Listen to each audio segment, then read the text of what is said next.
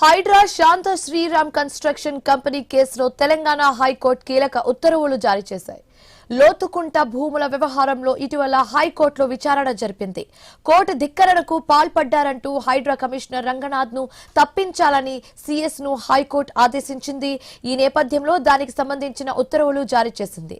Hydraa commissioner Ranganath court ఉత్తర్వులను ఉల్లంఘించారని high court ఉత్తర్వుల్లో పేర్కొంది.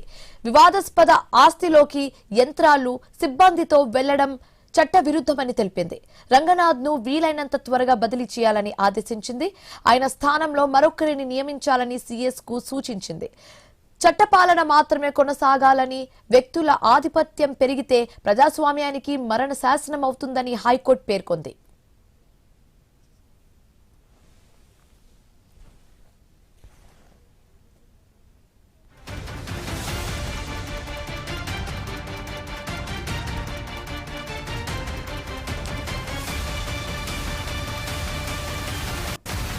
హైడ్రా శాంత శ్రీరామ్ కన్స్ట్రక్షన్ కంపెనీ కేసులో తెలంగాణ హైకోర్టు కీలక ఉత్తర్వులు జారీ చేసింది. లోతుకుంట భూముల వ్యవహారంలో ఇటీవల హైకోర్టులో విచారణ జరిగింది. కోర్టు ధిక్కరణకు పాల్పడ్డారంటూ హైడ్రా కమిషనర్ రంగనాథ్ ను తప్పించాలని సీఎస్ ను హైకోర్టు ఆదేశించింది.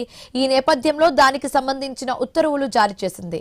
హైడ్రా కమిషనర్ రంగనాథ్ కోర్టు ఉత్తర్వులను ఉల్లంఘించారని హైకోర్టు ఉత్తర్వుల్లో పేర్కొంది. వివాదాస్పద ఆస్తిలోకి యంత్రాలు సిబ్బందితో వెళ్లడం చట్ట విరుద్ధమని తెలిపింది. రంగనాథ్ ను వీలైనంత త్వరగా బదిలీ చేయాలని ఆదేశించింది. ఆయన స్థానంలో మరొకరిని నియమించాలని సీఎస్ కు సూచించింది. చట్టపాలన మాత్రమే కొనసాగించాలని, వ్యక్తుల ఆధిపత్యం పెరిగితే అది ప్రజాస్వామ్యానికి మరణ శాసనం అవుతుందని హైకోర్టు పేర్కొంది. ఇదే అంశానికి సంబంధించి మరింత తాజా సమాచారం మా కరెస్పాండెంట్ రత్నకుమార్ అందిస్తారు ఫోన్ ద్వారా.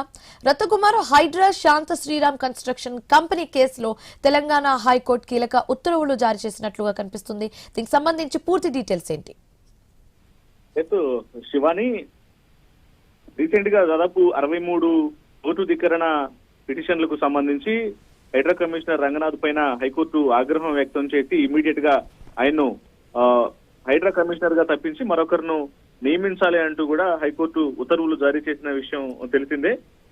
గతంలో అనేక కేసులకు సంబంధించి ముఖ్యంగా వివిధ ప్రైవేటు ప్లేస్లలోకి వెళ్లి అక్కడ పెద్ద ఎత్తున బుల్డోజర్లు, హైడ్రా సిబ్బంది, టీఆర్ఎఫ్ సిబ్బందిని యూజ్ చేసుకొని ప్రభుత్వ భూములు మాత్రమే కాకుండా ప్రైవేటు ప్రాపర్టీస్ లోకి వెళ్లి కోర్టు ఆర్డర్స్ ఉన్నప్పటికీ కూడా, స్టే ఆర్డర్స్ ఉన్నప్పటికీ కూడా వాటన్నింటిని పట్టించుకోకుండా కూల్చివేతలను చేపట్టారు. ఇలా దాదాపు 63 కోర్టు ధిక్కరణ పిటిషన్లు అనేవి ఉండడంతో హైకోర్టు రీసెంట్ గా శాంత శ్రీరామ్ కన్స్ట్రక్షన్ కంపెనీ కేసులో లోతుకుంట ఈ ఇన్సిడెంట్స్ కి సంబంధించి కోర్టు తీర్పునివ్వడం జరిగింది. ఇమీడియట్ గా ఆయన తప్పించాలి, ఎన్నిసార్లు చెప్పినా సరే వినిపించుకోవట్లేదు, ఇన్నిసార్లు దాదాపు 63 సార్లు కోర్టు ధిక్కరణలకు పాల్పడ్డారు అని అంటే ఇది సహించని విషయం అని అంటూ ఇమీడియట్ గా ఆయన బదిలీ చేసి వేరొకరిని ఆయన ప్లేస్ లో నియమించాలంటూ కూడా తెలియజేసింది. అయితే ఇప్పటి వరకు ఆయన్ను తప్పించుకుపోవడం పోయి మరొకసారి సీఎస్ ను అలర్ట్ చేయడం జరిగింది. రంగనాథ్ ను వీలైనంత త్వరగా బదిలీ చేయాలని ఆదేశించింది. ఆయన స్థానంలో మరొకరిని నియమించాలని మరొకసారి సీఎస్ కు సూచించింది. ప్రస్తుతం చట్టపాలన మాత్రమే కొనసాగించాలని, వ్యక్తుల ఆధిపత్యం పెరిగితే అది ప్రజాస్వామ్యానికి మరొక మరణ శాసనం లాగా మారుతుంది అనేది హైకోర్టు యొక్క ఉద్దేశంగా తెలుస్తోంది.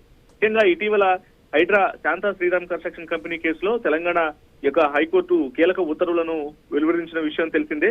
లోతుకుంట భూముల వ్యవహారంలో హైకోర్టులో విచారణ జరిగినటువంటి సందర్భంలో కోర్టు ధిక్కరణకు పాల్పడ్డారంటూ హైడ్రా కమిషనర్ రంగనాథ్ ను తప్పించాలని సీఎస్ ను హైకోర్టును ఆదేశించిన తర్వాత గత కొన్ని రోజుల నుంచి ప్రస్తుతం రంగనాథ్ లీవ్ లో ఉన్నారు.